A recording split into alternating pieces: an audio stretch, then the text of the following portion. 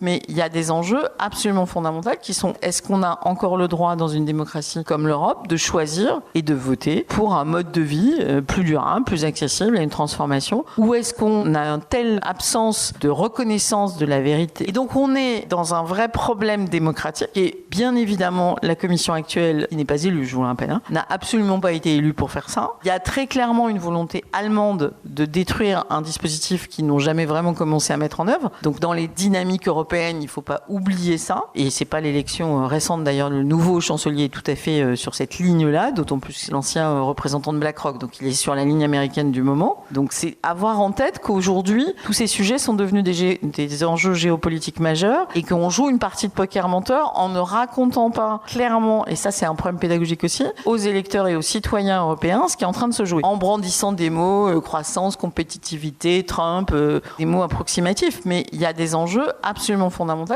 il y a un problème de dire la vérité et de le faire avec pédagogie et d'expliquer aux gens la réalité de la situation dans laquelle ils sont. C'est ça le sujet en fait.